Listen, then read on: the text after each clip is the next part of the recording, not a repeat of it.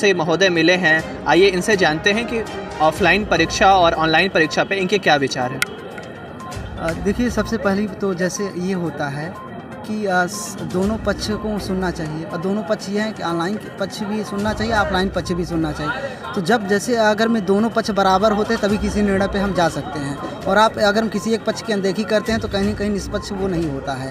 तो सबसे बड़ी बात है कि बात करते हैं ऑनलाइन की। भाई, ऑनलाइन अगर में पढ़ाए हैं आप तो ऑनलाइन पेपर लीजिए, उसमें समस्या क्या है? अगर मैं कहीं ना कहीं अगर में आप नहीं करा पा रहे हैं तो ऐसा नहीं कि बच्चे इसमें आमादा है कि हम ऑनलाइन एग्ज़ाम ही कीजिए। उसके लिए हम लोगों ने दूसरा ऑप्शन दिया, असाइनमेंट बेस्ड एग्ज़ाम, जो हम लोगों से हो सकता है। वो हम लोग पहले ही प्रयास कर लिया है कि आप असाइनमेंट बेस्ड एग्ज़ाम लीजिए। अब आप उसमें भी नहीं तैयार हो रहे हैं तो चाहते हैं कि बच्चे एकदम से झुक जाएँ।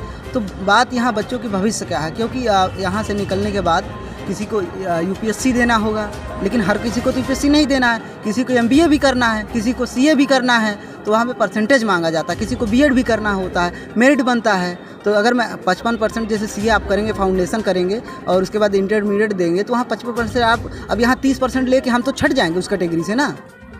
फिर हम ये बताइए महोदय कि जैसा कि पूरा प्रकरण चल रहा है, 14 तारीख से प्रोटेस्ट हो रहा है, अभी तक कुछ भी ऑफिशियल स्टेटमेंट दिया गया विश्वविद्यालय के द्वारा? देखिए, जलेबी होती है वो गोल गोल ही घुमाई जाती है। ये लोग क्या कर रहे हैं, बस उसी के गोल गोल गोल गोल घेर रहे हैं। अरे बच्चे हैं यार, कब तक धैर्य लेंगे आप?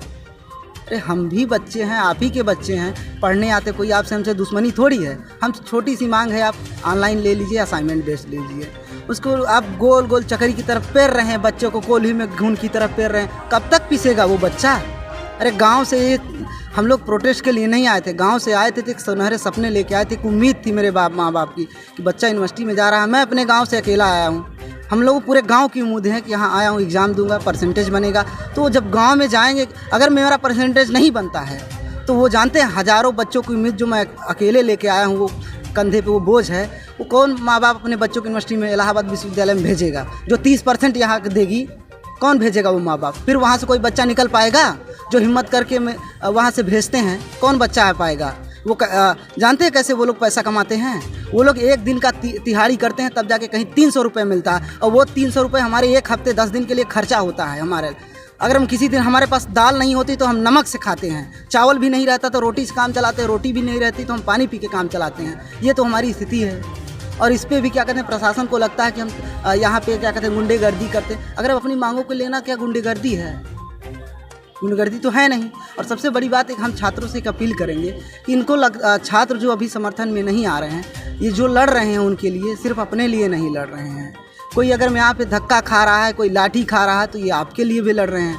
और लाइव तो आप आ जाते हैं, समर्थन देते हैं, भैया आप आगे रहिए, लेकिन जब समर्थन देने की बात आते हैं तब आप कहाँ गायब हो जाते हैं? क्या लाठी खाने के लिए सिर्फ हम लोग बने हैं? क्या आप लोग नहीं खा सकते हैं? अगर मैं 10 लाठियाँ खा सकता हूँ तो कम से कम आप 1 लाठी तो खा सकते हैं। आइए। अरे कितना लाठी देंगे, देखें कितना ये कितनी, इनके पास कितनी लाठियाँ, ख़त्म हो जाएंगी इनके पास लाठियाँ। अगर बच्चे आ गए तो इनको झुकना पड़ेगा, और झुकेंगे, ऐसा नहीं है झुकें, पहले भी झुके, अब भी झुकेंगे और झुकते रहेंगे, और बच्चे झुका के रहेंगे। और देखिए, बीसी जो महोदय हैं, जैसा कि हम अपने मेरा जो वीडियो है उसमें मैंने कहा 3 साल हम तो नहीं देखे हैं। और यहाँ के प्रोफेसर अभी जैसे कुछ टाइम पहले ही धक्का मुक्की, बच्चे बड़ी शांति से उनको सुन रहे थे, और वो धक्का दे के कुछ लोगों को यहाँ से विश्वविद्यालय से निष्कासित कर रहे हैं। तो सोचते हैं कि बच्चों का नाम काट देने से बच्चे हार जाएंगे या डर जाएंगे। तो ऐसा तो बिल्कुल नहीं होने वाला, क्योंकि अगर ऐसा होता तो एक अब तक आंदोलन ख़त्म हो चुका होता। लेकिन आप देखेंगे हर दिन जनसंख्या बढ़ रही है, घटने के बजाय बढ़ रही है। इसका मतलब कहीं ना कहीं बच्चे ठान के आए हैं कि आंदोलन तो पूरा होगा ही, और हम निर्णय भी लेंगे और देंगे ये लोग। और एक चीज़ और कहना चाहूँगा कि जो बच्चे अभी मुझे देख रहे हैं, तो प्लीज़ आप लोग आइए। और मैं सबसे पहले एक भावनात्मक रूप से उनसे कहना चाहूँगा कि जो लड़ रहे हैं, लाठियाँ खा रहे हैं, क्या मुझे इन बच्चों को दर्द नहीं होता है? दर्द हमको भी चोट लगती है, हमारा भी हड्डी दर्द करता है। हम लोग कोई अंबुजा सीमेंट के तो बने हैं नहीं, हमारे अंदर भी रक्त बहता है। आप आइए, समर्थन दीजिए। और जो ये लोग लड़ रहे हैं, आपके लिए लड़ रहे हैं। यहाँ आज पॉलिटिक्स नहीं हो रही, मैं मानता हूँ पॉलिटिक्स होती थी, लेकिन अब पॉलिटिक्स नहीं हो। अब बात बच्चों की भविष्य की है, लड़ाई की है। और कहीं ना कहीं जब यहाँ से निकले, आजीवन पछताना पड़ेगा कि हम लोग आज लड़ लिए होते तो आज ज़िंदगी भर लड़ना नहीं पड़ता। अपने संघर्षों से नहीं, ज़िंदगी भर लड़ना पड़ेगा। जब भी आप एक नंबर की मेरिट की वजह से नीचे कहीं पावदान में आपका नंबर नहीं रहेगा तो आप मायूस होकर लौटेंगे ना, तो आपके माँ बाप पूछेंगे उस लिस्ट में तुम्हारा नाम क्यों नहीं था। तो क्या तुम बोल पाओगे अपने से कि मेरा लिस्ट में नाम क्यों नहीं था? क्योंकि तुम जानते हो कि जब आंदोलन चल रहा था तो हमने समर्थन नहीं दिया था, और इसी वजह से तुम हारोगे तो तुम्हारी जिम्मेदारी बनती है। अगर समर्थन दिए होते तुम हारते नहीं, और आज सीना गर्व से कह सकते तुम लिस्ट में मेरा नाम था, मैं उसमें योगदान दिया था।